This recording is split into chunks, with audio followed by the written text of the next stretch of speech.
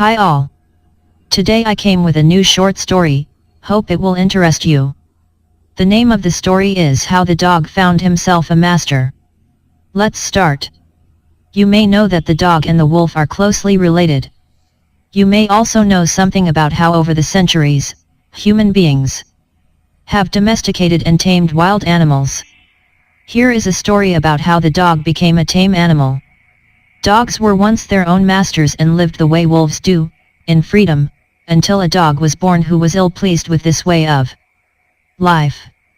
He was sick and tired of wandering about by himself, looking for food and being frightened of those who were stronger than he. He thought it over and decided that the best thing for him to do was to become the servant of one who was stronger than anyone on earth, and he set out to find such a master. He walked and he met a kinsman of his, a big wolf who was as strong as he was fierce. "Where are you going, dog?" the wolf asked. "I am looking for someone to take up service with. Would you like to be my master, wolf?" "I don't see why not," the wolf said, and this agreed upon, the two of them went on together. They walked, and all of a sudden the wolf lifted his nose, sniffed, darted quickly off the path and into the bushes and crept deeper into the forest. The dog was much surprised. "What's come over you, master?" he asked. "What has frightened you so? Can't you see? There's a bear out there, and he might eat up both of us, you and me." Seeing that the bear was stronger than the wolf, the dog decided to take up service with him, and he left the wolf and asked the bear to be his master. The bear agreed to this readily and said, "Let us go and find a herd of cows. I'll kill a cow and then we can both eat our fill." They walked on and soon saw a herd of cows, but just as they were about to come up to it they were stopped by a terrible noise.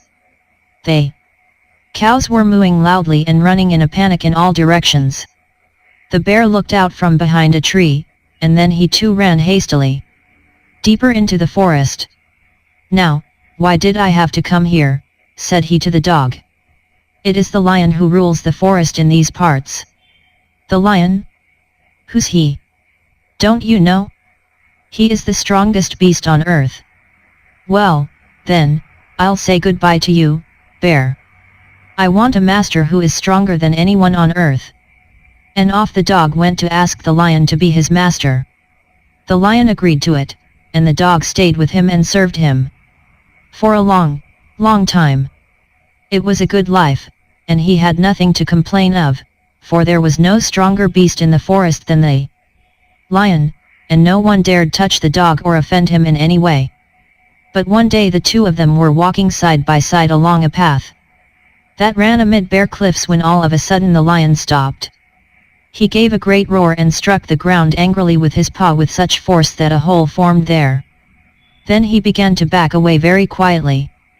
"What is it, master? Is anything wrong?" asked the dog, surprised. "I smell a man coming this way," the lion said. "We'd better run for it or we'll be in trouble."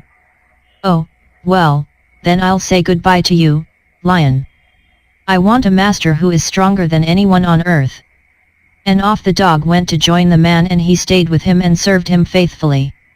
This happened long, long ago, but to this day the dog is man's most loyal servant and knows no other master. Thank you. Do not forget to subscribe and share.